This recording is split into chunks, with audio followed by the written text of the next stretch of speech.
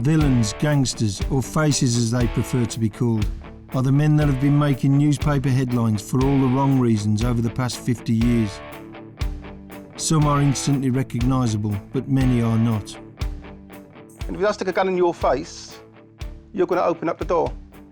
I've got no worry about it. Even if the glass is bulletproof, and you know it's bulletproof, you're still going to open up that, because you're not going to trust your life against a bit of glass. Men like Eddie Richardson, Paul Ferris, Frankie Fraser and Walter Norville, who have inspired fear and respect in equal measure for decades. People did fear me, yeah, because I was dangerous. In this new series, some of Britain's most infamous and influential characters have agreed to go on camera and tell it how it was and is. All of a sudden I went, you move, I'll blow your fucking head off. Obviously, like, I didn't know, they put a big gun in my head like that. I went, ah! So I took a dive when the shot went off, obviously, to get behind my motor. And after I got behind my motor, I waited 2 seconds and I took a dive for the front door. And I slammed the front door behind us and got behind the brickwork. And that's when bullets started coming through the front door. I've had aggravated burglary, torture, people being kidnapped and broken legs, broken arms, blackmail, racketeering, extortion. I've been done for everything you can think of. I'm not an electrician or a plumber or a dentist or anything like that. I'm a crook. And I get back into serious crime and it paid dividends for the next 5 years. My name is Bernard O'Mahony. I was a friend of the Cray twins and a member of the infamous Essex Boys firm. I know this world, I know the faces, and I'm going to give you a no-holds-barred history of the British criminal underworld.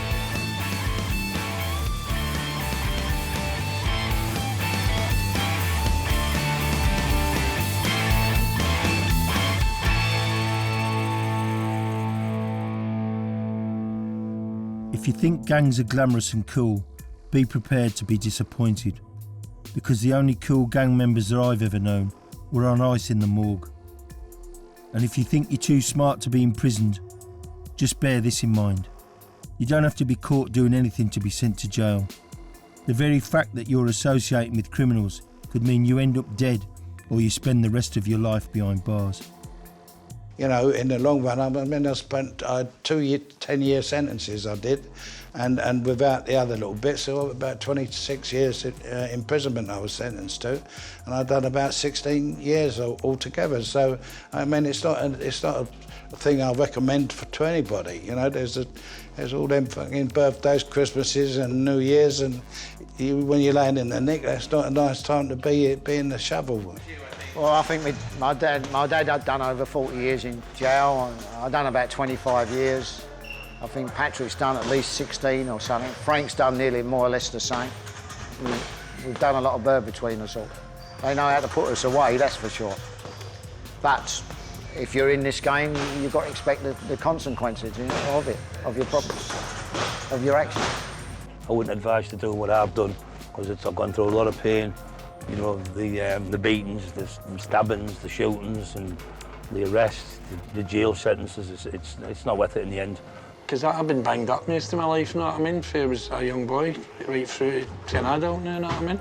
It's not a life for anybody. Anybody that's in prison, they'll tell you. The time starts at 9 o'clock at night when the door shuts, when a prison cell shuts. And most people now think prison, they've got computers, they've got this, they've got that, TVs, but no, there's a lot of lonely nights spent in there.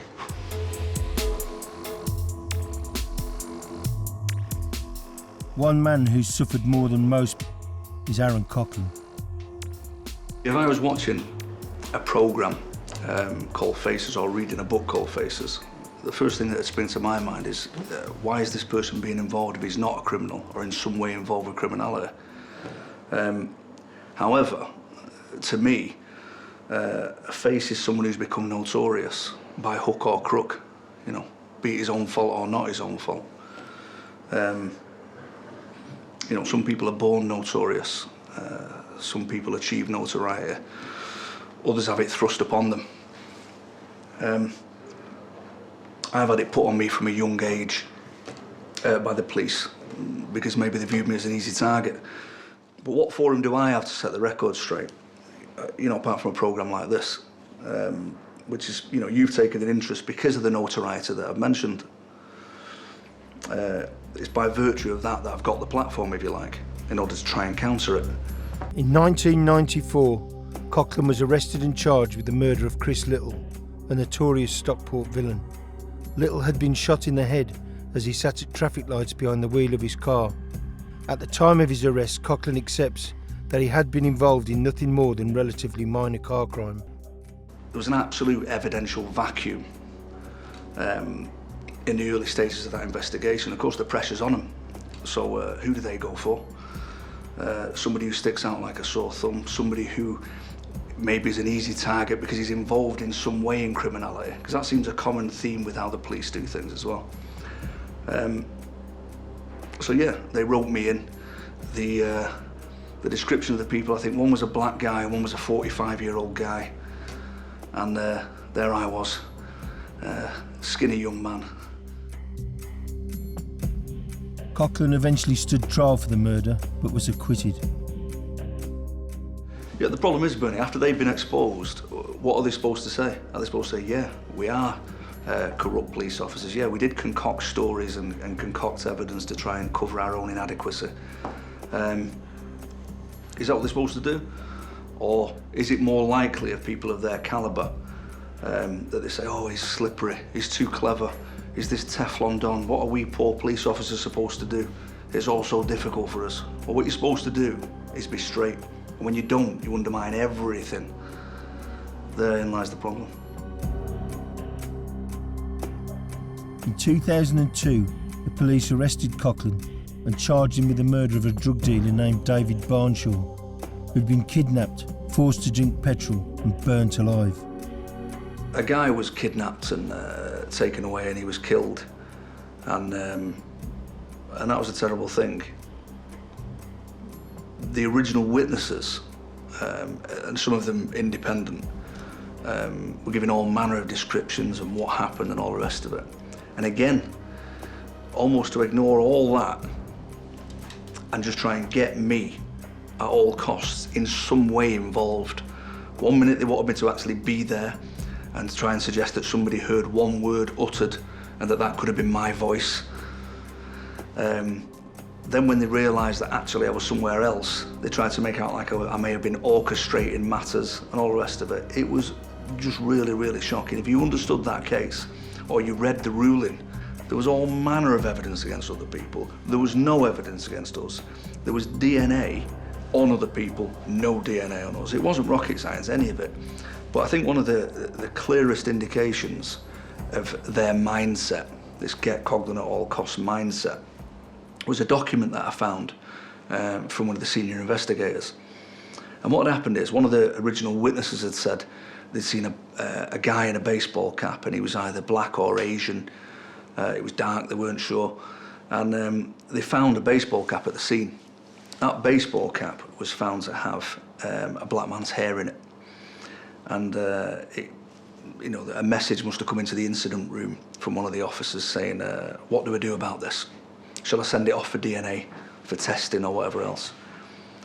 And the senior officer sent a memo back, and it said, no need, all our suspects are white. Wow. The case collapsed, and yet again Coughlin walked free. Coughlin's problems with the police were far from over. One evening he was approached on the street by two undercover officers. I was approached on a dark back street by two guys, one at least as big as me. I'm 6'4", he was at least as big as me, a bit wider, dark clothing on, ridge inside his coat, never a good sign, and a black guy that I thought at the minute with him. They didn't identify themselves even when asked. And just the whole demeanour, they looked aggressive, they looked like they were up for it, they approached me. Yeah, there was no doubt in my mind at that time that they had malicious intent towards me. So I defended myself. They both got hit. They both ended up on the floor. And only then did I realise, when they were crying down the radios, that they were police. Did I run off like anybody else would once that was realised? No. I stood on and I stayed there because I didn't do anything wrong. So when the other police came, it was me who actually shouted them down the road because they'd gone to the wrong place. Not that that's like the police. So I shouted them down the road, and they actually ran at the two police officers first because of the way they were dressed and the way they looked, thinking they were the culprits. And they were right. They then pointed at me, and I was arrested and all the rest of it.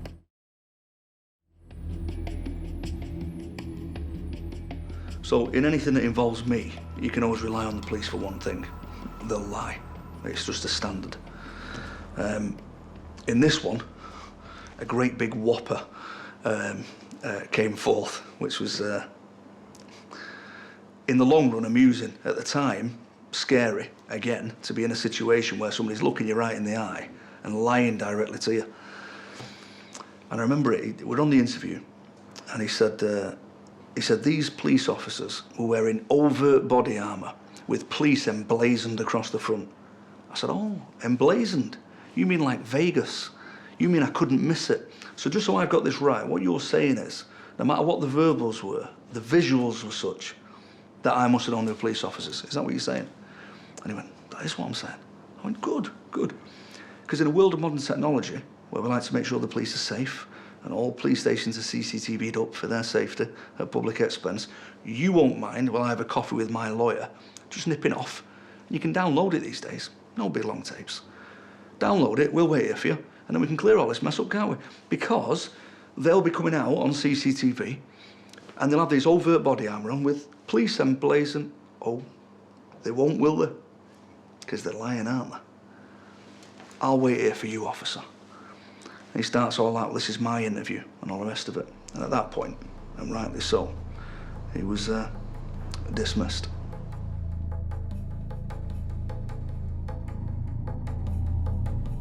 It also transpired in that case that the SIO, that's the senior investigating officer in the case, was the right-hand man of the guy who had tried to stitch me up in the previous case, who the judge had slaughtered, he'd had to retire, and all the rest of it.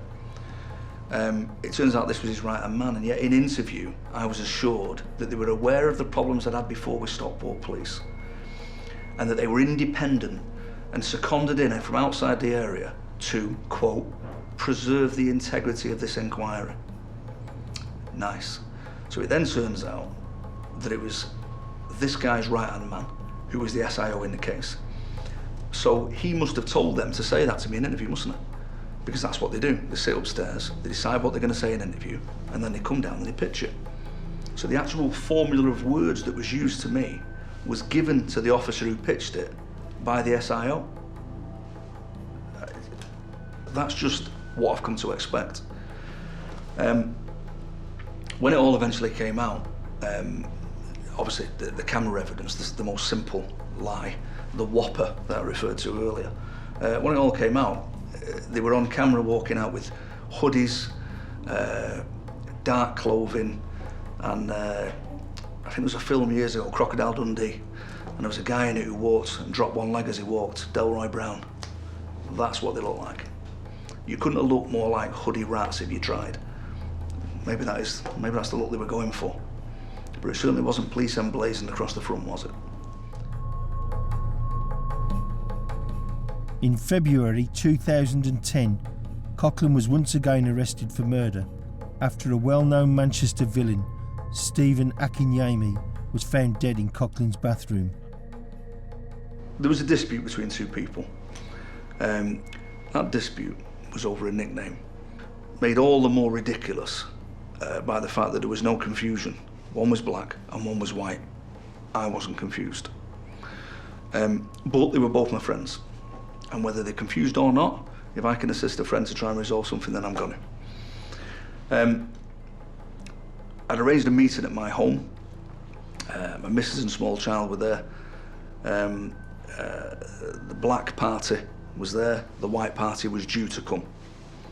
The whole rhetoric of the fella who was there was such that that wasn't the day for the meeting. You know, that he was getting heated about it and all the rest of it. So I just thought, better we deal with this another day. So I said, leave it to me, I'll speak to him. we'll sort it out, be no problem. My missus left at that point with my daughter. I went to the gym, kid in the creche, all that. He seemed to change at that point. Asked to use the bathroom, went to the bathroom and then shouted me up. I thought he'd missed the fact that the light's on the outside of the bathroom. And that's why he was shouting, because he couldn't find the light or something. As I came level with the bathroom door, it seems he's prepared himself. He's got a gun out, a little James Bond-esque thing, little thing with a silencer on, and demanded that I get the other guy there. To add impetus to his request, he's then punched me in the face, thinking that maybe because he's got the gun, there won't be much of a response. And maybe if I thought about it, there wouldn't have been. However, immediate reaction was to hit him back. And a struggle ensued from there, whereby I ended up getting him around the head, pushing the gun away from myself. The gun's gone off in that initial melee. Luckily, that's it, the tiles and not me. Always a bonus. And whilst I've got him in that thing, he's trying to make sure the gun's not coming at me and trying to restrain his use of it. He's managed to pull a knife out, which showed forensically later that he got it out of his back pocket.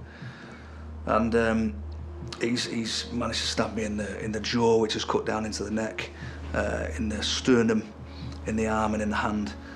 And during that, the gun's gone off a couple of times and he's fell away. I've not realised where he's been shot. It turns out he's caught him in the head. I rang the police. The police came and duly arrested me. Even though the man had a gun, a knife, a bulletproof vest, had left his car offside, his phone's offside so he wouldn't be cell-sighted there. And from the way the police were after it and their actions after it, it seemed to me, even at the time, that they had knowledge of his intent and the way he was coming. Later, as the evidence unfolded, that came out to be true. They did know he was coming, sat across the road and watched the whole thing unfold. And when I survive, instead of giving me a medal maybe for not getting the other guy there at gunpoint, brass band, no. They arrested me and put me on that high-risk cat A remand again. Nice. So if it had been anybody else in the country, they'd have been defending themselves. There are people that hear about every day in the papers, they're using their own weapons to defend themselves. Are they languishing on remand for, 5, nearly 6 months like I was? Getting charges like that laid at the door? No. So the way the police operate with me is different than the way they operate with other people. Before the trial, forensic evidence came to light that proved his innocence. There was the dead guy's DNA, non-blood, on the bullet cartridge, consistent with him having loaded it. Not disclosed to me for 5.5 months. The paint that was on the hole that he'd made in my shirt as he stabbed me in the chest, little fragments of paint. It turns out that paint matched the knife. The paint on the knife matched a room in his house. It's like CSI Miami, isn't it? And you think to yourself, well, they can't be really stitching you up then if all that evidence came out. Therein lies the problem. That evidence didn't come out. That evidence was suppressed for nearly 5 months. It's difficult, even with the bentest of police officers, to get every single person all in a big circle to lie for you. I mean, they do quite good at it. But they can't hold it down forever. Actually, if you push and you stand on, eventually you should get to the truth. So, when it all comes out in the wash, they knew that the gun was down to him. They could positively link him to the bullets and the gun. They could positively link him to the knife and left me on remand for all that time. It then comes out that they knew there was a meeting. They knew that there was a dispute between those two people. They knew that I was mediating it. They're watching all parties, so they want to see what's going to happen. There is an allegation made against him during a 2-week period prior to this incident of armed rape. Somebody reports him for armed rape in the lead up to that. So whilst he's on surveillance, whilst they're watching me, watching him, and watching the other party who was in dispute with him, he rapes a girl at knife point. The police admitted that they knew it was him, that the suspect was identified, and that there was sufficient evidence to charge him. They didn't arrest him, they didn't preserve the crime scene, they did nothing. And why? Because they wanted to leave an armed rapist at large with a gun and a knife, because they wanted to see what was going to happen to me. They sat across the road and watched him come into my home. And when I win, I then get arrested. Against that backdrop, I then get arrested. Really.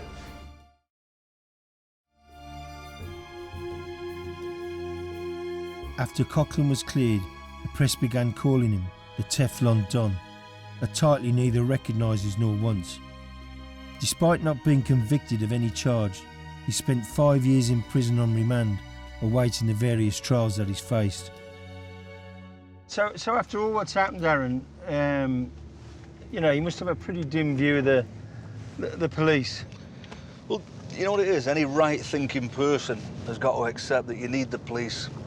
They're important. Public safety, all that. They're obvious points, but they're real points. The problem is, you know, when a few of them start the behaviour that's been exhibited in my cases, and just a few more beginning to join in that kind of behaviour, and it's all going to go wrong, isn't it?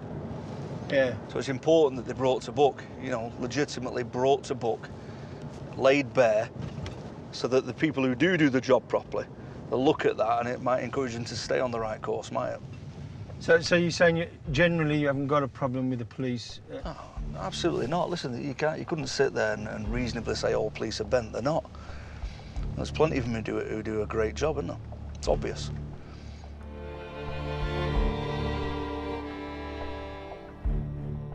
In 1984, Joe Steele was sentenced to life imprisonment for 6 murders during Glasgow's ice cream wars. He spent 18 years behind bars before evidence emerged which proved that he was in fact innocent. Throughout his sentence, Joe escaped from custody numerous times to stage protests to highlight the injustice of his case. On one occasion, he superglued himself to the gates of Buckingham Palace. I always knew I was going to escape and protest, and we're trying to find ways of drawing attention to the public, highlight it. And I think it was my brother John that says, what about Buckingham Palace? I said, what about it? What about supergluing? I know people have handcuffed me, what about supergluing yourself to Buckingham Palace gates? And I thought it was nuts, because I know anything to do with royalty, you don't go to court, because you can't take royalty to court. So I was more feared of getting nutted off and putting a palmy cane. And, but anyway, I went ahead with it. I've actually got photos of the Queen looking out a wee window up the top of the Buckingham Palace. And a security one, a couple come down, one says she wants to know what it's all about, meaning the protest, what it was about, etc. The Queen wants to know why you were there. The Queen wanted to know why I was on her gates, super glued to her gates. So I'm shouting, the Erbs were shouting, tell I'm innocent and I'm missing that. So I think it was after about 5-6 hours, the wee post one that was on the gate, due whatever. She said, they tried everything, all sort of household goods and things like that. What, to get your hands off the gate? To get my hands off the gate, aye. But this time they blocked me in with a fire brigade, fire engine, police vans and whatever, and blocked the roads off for the press, whatever. But people still get by and were taking photos and things like that. And what were the tourists doing? There were a lot of Japanese, Chinese people. They were cuddling me, and I don't know what they thought was happening, to be honest. There's me stretched out the gate, superglued with his Salvador Dali t-shirt, and people come up and taking photos and cuddling and all that. So I don't really know what they made of, what they thought, this tourist thing. But after 6 hours, a wee policewoman said to me, do you want me to try this, Joe? She had nail varnish remover, and we were worried about, my hands were getting numb anyway, and it was scorching, splitting the trees. So she put this stuff on my fingers and started slowly peeling it, and it was about 6 hours, and then it came off, taking me for to Charing Cross police station. Supporters of the two men who've been protesting their innocence for 14 years cheered as Joseph Steele and Thomas Campbell were put into the van that would take them back to prison. Joe's protest outside Buckingham Palace resulted in his case being reviewed, and he was eventually freed in 2004. I never deserved what I went through. I never deserved 18 years of my life taken off me. for a family, ruining a family's life had nothing to do with it, wiping the whole family out, kids, nobody will ever know what I'm going through in my head. Even to this day, they'll never know what I'm going through. You know what I mean? Bad charge, bad case altogether. Hell of a bad case. I've seen the boy jump to the window, the boy Doyle. He's a taxi driver. I've seen him a few times and I would imagine he's seen me. As far as I know, there's the animosity. Doesn't blame me for his family. I may be wrong. I've been told this with people that know the guy and going well with him. But I'm saying to myself, if that's me, my whole family's wiped out. Nobody's in prison for it. I think the family will still, obviously hurting, but I think they would love to see, I'd love to see justice. I'd love to see whoever done it, the Doyle family, go to prison. But I can't see it happening. Too many people have died, too many lies have been told, too many mistakes made. So the police are never going to charge anybody else. Despite what the press say, prison is not all Xboxes, TVs and gourmet meals. Armed robber Vic Dark was sentenced to 10 years inside, much of it spent as a double Cat A prisoner. I'll tell you what happens, what really fucks me off, right? You get all these idiots in these Cat C jails saying about it, it's an holiday camp, it's this, it's that, we got this, we got that. Not for Category A's. Category A's are like a different class. You're banged up, you can't go to work, you're banged up 23 hours a day.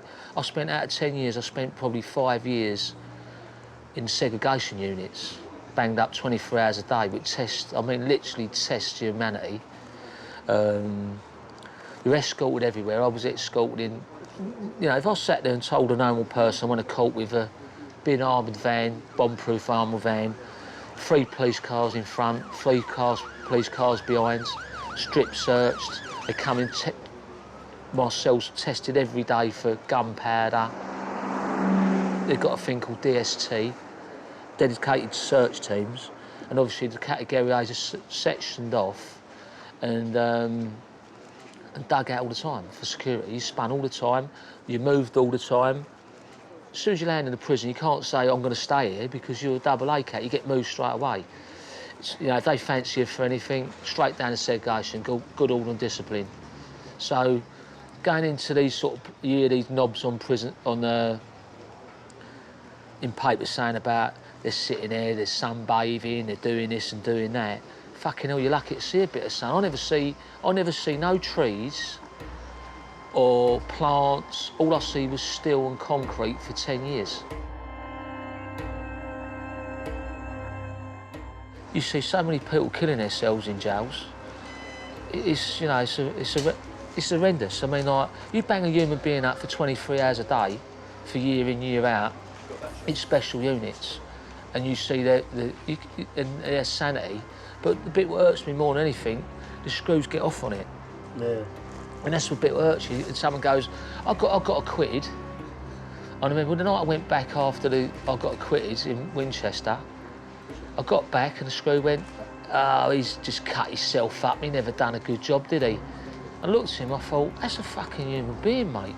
And then when I woke up in the morning to get released, someone had took a drug overdose. And the same thing, screw turns around and goes, never done a good job, did he? Took an overdose, he's still alive, isn't he? And I thought, fucking hold on, mate, he's a human being. And I thought, who's the animal, me or them? Yeah. And it's true, isn't it?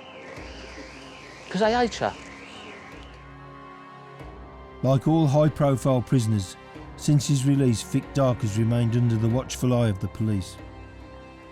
You know, you've got to be careful what you say in your car, you've got to be careful of what you say in your house, you've got to be careful of the conspiracies or people fitting you up.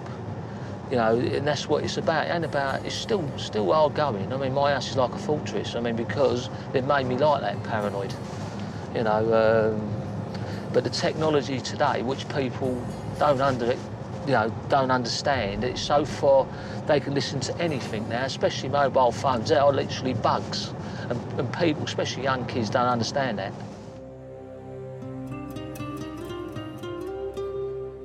In April 2012, 35 armed police officers in full tactical gear raided Vic's home. Every morning without fail, I wake up at 4 o'clock in the morning And I woke up and Bob's your uncle, 5:15. I realised I see this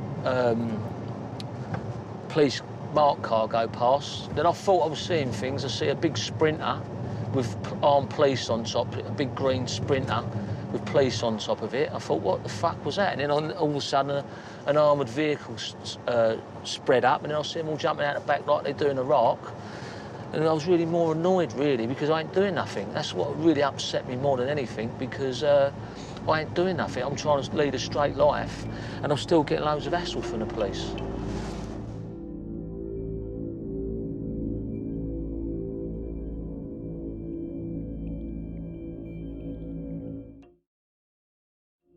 Newcastle villain Paddy Conroy also spent time as a double Cat prisoner.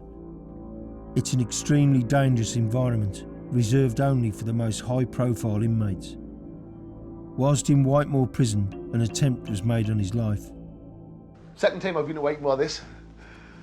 And I was just writing a letter on my cell, and he was through the fucking door with this big fucking spike. I didn't realise it was a spike at first. I thought he'd hit us with a hammer. It hit us that hard. And he hit us right in the fucking head with it, and I knocked my head off. And it wasn't until after that I realised it's a fucking spike, and he was fucking raining it, doing on us. And I just fucking hit him. I ended up fucking bashing him around every cell, every wall in the cell. I did. This whole cell got smashed up. He was on the floor unconscious when the screws heard the cell getting smashed up and they come along. But I still had a hold of him. I had a hold of the hand with the spike in. When he was lying there still, I didn't know why. I just didn't let go of it. During the fucking whole fight, I just kept a hold of it, you know what I mean? So even when the screws come in and he was lying on the floor unconscious, I still had a hold of his hand with the fucking thing in, the tacker. And there was nothing I could do. They just took me both away. Put me down to hospital. There was a small hole in my head, but it hadn't penetrated my skull. It just sort of put an indentation in my skull. But I'd broken my skull before when I was younger, and it's much thicker there where the spike landed. And it sort of, there's nothing I could really do, but it was only small, round, but it went through halfway through the bone. Next morning I was put down the block. The one that had done it was already doing that popple. So I knew what they were up to. They charged me with assault on him as well ahead, because I wouldn't answer any questions. And they wanted me to go and explain.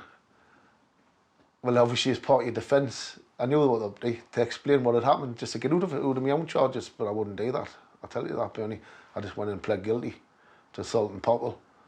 And they just all shook their fucking heads when I'd done that. The governors and screws, and asked us to leave the room again.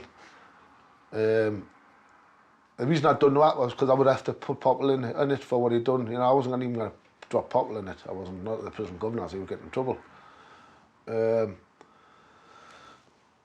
So they just sent me back with the room. They got popple back in, and he ended up getting 14 days for being possession of it, because he still had the knife in his hand when he was sort of arrested off the screws as evidence. He was fucked for the knife, so he ended up getting 14 days doing the block for that. But he didn't get any charges for assaulting us or anything. They were dropped when he went back in. Then they called me back in the office and they went, right, we're just thinking about it.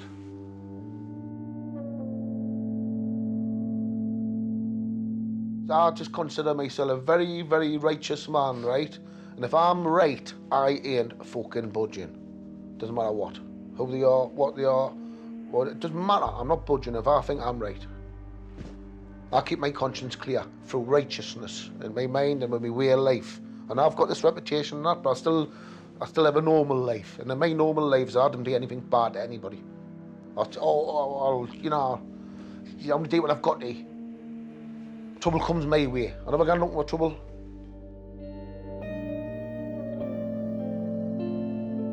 What do you think the police are trying to achieve with you? At the moment, I think they're just wrapping it. I think it's not just me, I think it's everybody in the country. I think they're going to wrap all up, all the big old villains from old, and I think there's going to be big swoops against us shortly by this new National Crime Agency that's opening. British version of the FBI.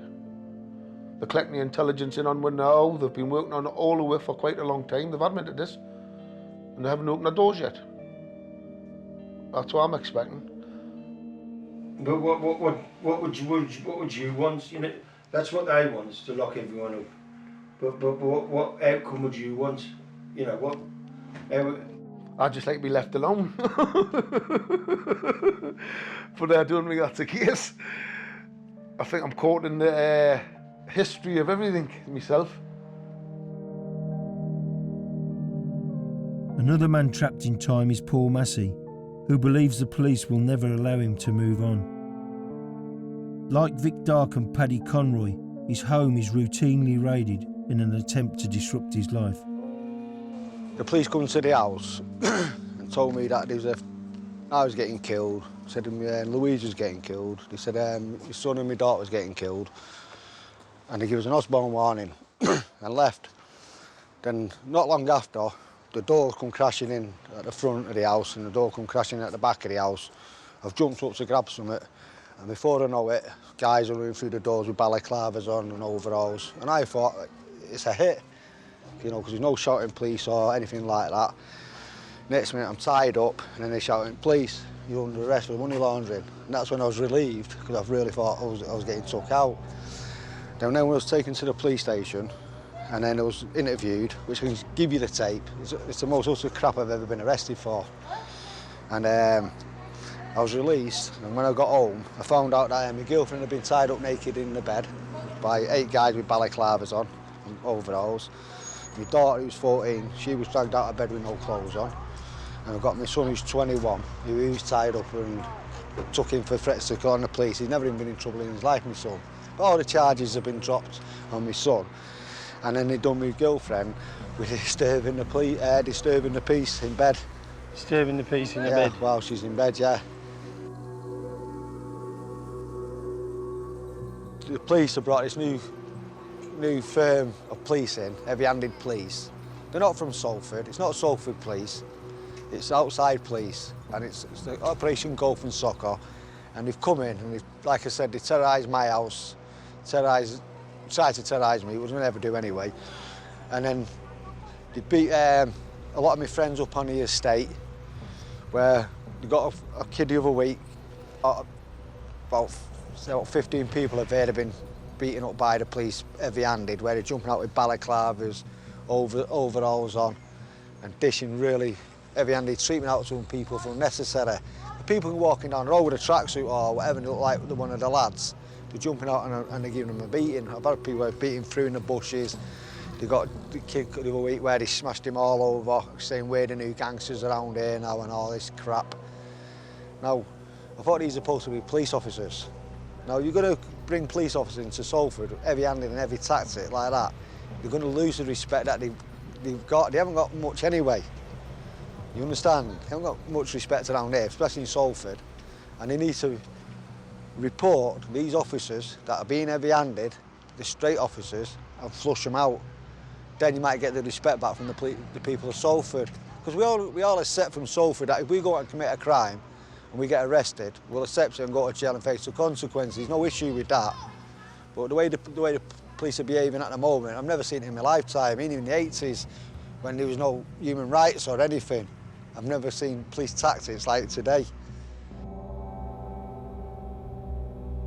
The police are taking a tough line on organised crime across the country.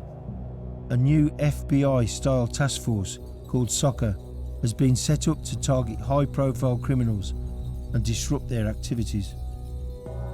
With substantial resources and the latest surveillance technology, they're smashing gangs throughout the UK. Some villains see the operation as harassment, but Glasgow-based Paul Ferris was one of the first to see the writing on the wall. I read the depositions while I was on remand, and I just kept going through witness A, witness B, witness C. No names attached to them, but there was the whole series of things that they had was this is security services, 25 years, security services, 10 years. And I couldn't believe some of the things where they've actually got me in their phone box and knew what numbers had dialed. And that's when I kind of realised, people coin a phrase, look the game's up. I kind of looked at it in disbelief and thought, I never, in my wildest dreams, thought I would come to the attention to these people. And when you do come to the attention to these people, you're never off the radar. So there's a decision that was made very early on, before I was even convicted, that there is absolutely no way of taking these people on. If you want to take them on, it's a big risk. You're playing a big cat and mouse game because of the technical proficiency that these people have got, the human resources at their disposal. And I made a conscious decision that I'm going to get my head down, whatever the sentence I'm going to get, I'm going to do it, do all the courses and get out. So there was no great kind of inspiration when the doors opened in Franklin Prison at 2002 on January 21st for me to announce to the press that I was going straight. You know, it wasn't a kind of immediate inspiration. I had 4 years, 8 months to think about it. And the 4 years, 8 months was something which I said then, which is now 11 years ago. I've been straight now.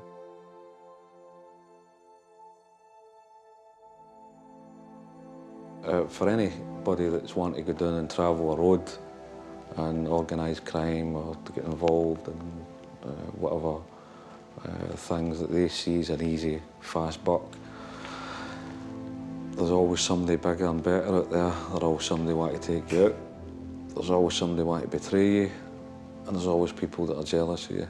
But most importantly, the technical proficiency that the law enforcement agencies have got now is far superior to what I was reading way back then.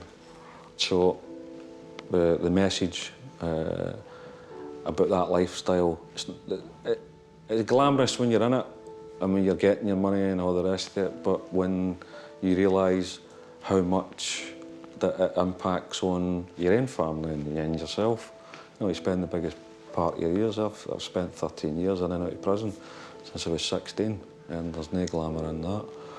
I'm currently involved in looking at repeat offending issues and hopefully often voluntary things about that. We no magic wand, nobody's got magic wand to say, look, the crime's going to stop overnight, but people should always remember there's bigger and bigger gangsters than are on the street.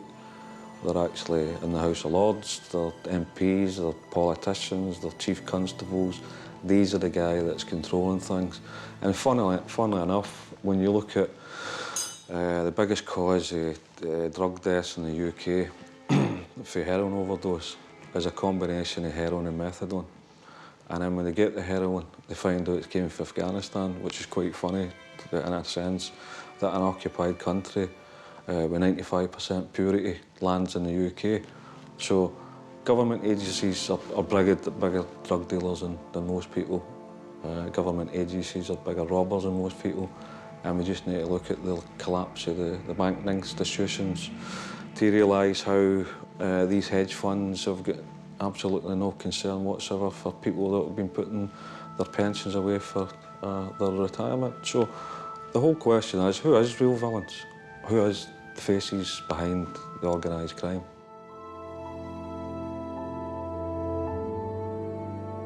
Faces today are fighting a war on two fronts. On one hand, ruthless police tactics are isolating and destroying firms across Britain, and on the other, the use of heroin and crack cocaine has stripped gang members of respect, loyalty and trust. The vast amounts of money that can be made dealing in hard drugs has resulted in the rule book being torn up. There's only one true governor today, and that's the gun, which is being carried by every no-hoper with enough hard cash to rent or purchase one. That's why most of the old school have wiped their mouths, conceded that villainy is a lost cause, and walked away to live out the rest of their lives in peace.